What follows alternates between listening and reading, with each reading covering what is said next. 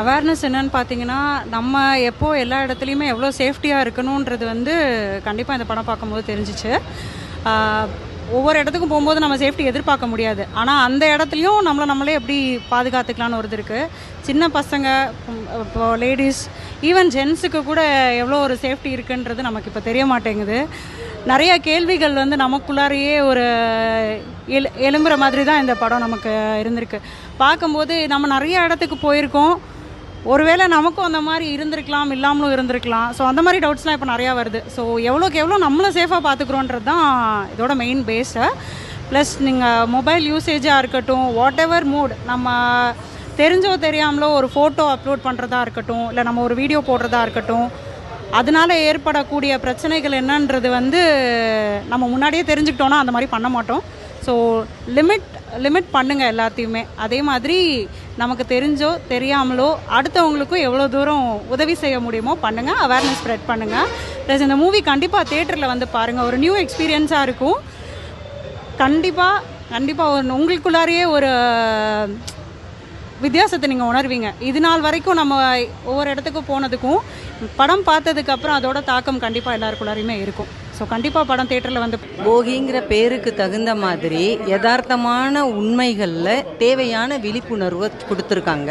அதாவது ஒவ்வொரு பெண்களுக்கும் மனசுக்குள்ளேயும் மூளைக்குள்ளேயும் இருக்கிற அந்த பழமையான ஒரு நம்பிக்கை, நம்ம ஃபோட்டோ தானே, சார் சொன்ன மாதிரி ஆன்லைனில் அப்லோட் பண்ணுற ஒவ்வொரு ஃபோட்டோவும் நல்லதாகவும் போகும், கெட்டதாகவும் போகும். அப்போ அந்த மூன்றாவது கண் நம்மளை வாட்ச் பண்ணுதுங்கிற ஒரு அவேர்னஸோடு இருக்கிறதுக்கு இதில் மெசேஜ் இருக்குது.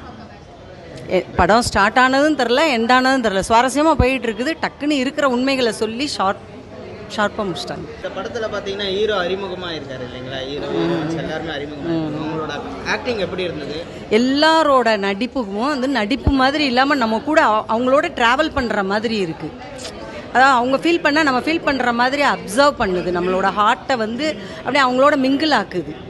ஒரு ரிலேஷன்ஷிப்பு எப்படி பக்கத்து வீட்டில் நடந்ததுன்னா நம்ம வந்து இன்வால்வ் ஆயிடுவோம்ல, அதில் அப்படியே உள்ளக்க இன்வால்வ் ஆகி கொண்டு போகுது, அப்சர்வ் பண்ணுது.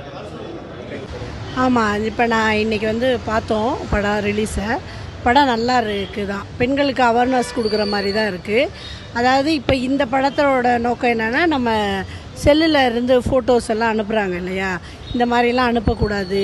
அந்த மாதிரி அதுக்கப்புறம் வந்து நம்ம பெண்கள் எந்த அளவுக்கு ஒவ்வொரு இடத்துலையும் நம்ம பாதுகாப்பாக இருக்கணும் அப்படின்றத பற்றி கொஞ்சம் நல்லாவே சொல்லியிருக்கிறாங்க. அதாவது நாம் வந்து செல்லை வந்து எப்படி எதுக்காக யூஸ் பண்ணணுமோ அதுக்கு மட்டும்தான் யூஸ் பண்ணணும். நம்ம வந்து செல்லில் நிறைய இருக்குது விஷயங்கள், நம்ம செல்ஃபோனில் பார்க்குறதுக்கு. அந்த விஷயங்களை நம்ம பார்த்து தான் ஆகணும். ஏன்னா நம்ம வந்து இப்போ வளர்ச்சியை நோக்கி போயிட்டுருக்குறோம். அதனால் நம்ம செல் பார்க்குறது ஃபுல்லாக தப்புன்னு சொல்ல முடியாது.